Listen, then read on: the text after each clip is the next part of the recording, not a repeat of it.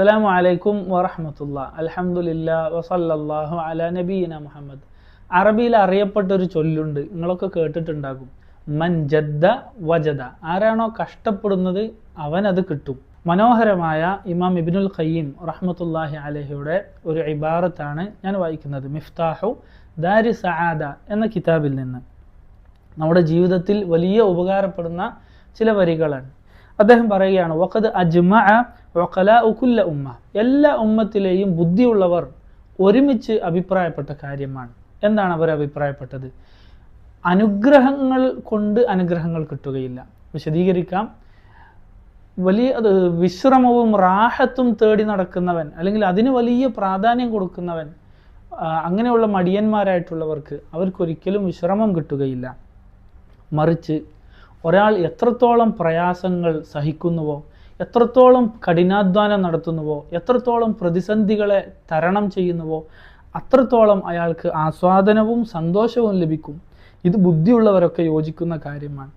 കഷ്ടപ്പെടുന്നവനാണ് സന്തോഷവും റാഹത്തും അതുപോലെ തന്നെ വിശ്രമവും ഒക്കെ പിന്നീട് ലഭിക്കുക. ഫലാ ഫർഹത ലിമൻ ലാ ഹമ്മ ലഹ്. പ്രയാസങ്ങളെ നേരിടാത്തവന് സന്തോഷമില്ല. വലാ ലദ്ദത ലിമൻ ലാ സബ്റ ലഹ്. പ്രയാസങ്ങളിൽ ക്ഷമ പാലിക്കാത്തവന് ഒരു ആസ്വാദനവുമില്ല. വലാ നഈമ ലിമൻ ലാ ശഖാഅ ലഹ്. ദൗർഭാഗ്യം സംഭവിക്കാത്തവന് സൗഭാഗ്യമില്ല. ദൗർഭാഗ്യങ്ങളെ നേരിടാത്തവന് സൗഭാഗ്യവും ലഭിക്കുകയില്ല. വലാ റാഹത ലിമൻ ലാ തഇബ ലഹ്. പ്രയാസങ്ങൾ, ക്ഷീണം, പ്രതിസന്ധികൾ തരണം ചെയ്തതിൻ്റെ പേരിലുള്ള ക്ഷീണം, അത് നേരിടാത്തവന് വിശ്രമവും ശാന്തമായ ഒരു ഇരുത്തവും ലഭിക്കുകയില്ല. നോക്കൂ നിങ്ങൾ, ഇത് ദുനിയാവിലുള്ളൊരു നിയമമാണ്. കഷ്ടപ്പെട്ട ആൾക്ക് മാത്രമേ എന്തെങ്കിലും കിട്ടുള്ളൂ. നിങ്ങൾ മൃഗങ്ങളിലേക്ക് എടുത്തു നോക്കൂ. നിങ്ങൾ ഒരു സിംഹത്തിന് ഇര കിട്ടണമെങ്കിൽ അതിന് വളരെ വേഗതയുള്ള മറ്റൊരു മൃഗത്തിൻ്റെ പിന്നാലെ ഓടണം. ഏറ്റവും വേഗതയുള്ള ചീറ്റപ്പുലിക്ക് പോലും കഷ്ടപ്പെട്ട് ഓടിപ്പിടിച്ചാലേ ഒരു മൃഗത്തെ ഇരയായി കിട്ടുകയുള്ളൂ. ഇമാം ഇബ്നുൽ ഖയ്യിം തുടരുന്നു, ബൽ ഇദാ തഇബൽ അബ്ദു ഖലീലൻ. ദീനിൻ്റെ കാര്യത്തിൽ ഒരു അടിമ കുറച്ച് കഷ്ടപ്പാടുകൾ സഹിച്ച് ക്ഷീണിച്ചാൽ, ഇസ്തറാഹ തവീലൻ.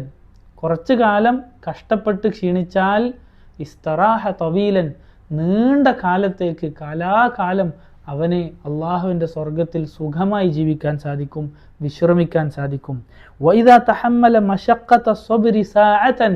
കുറച്ച് സമയത്തേക്ക് ക്ഷമയുടെ പ്രയാസം അവൻ ചുമന്ന് നടന്നാൽ, ഖാദഹു ലി ഹയാത്തിൽ അബദി. കലാകാലത്തെ സൗഭാഗ്യകരമായ ജീവിതത്തിലേക്ക്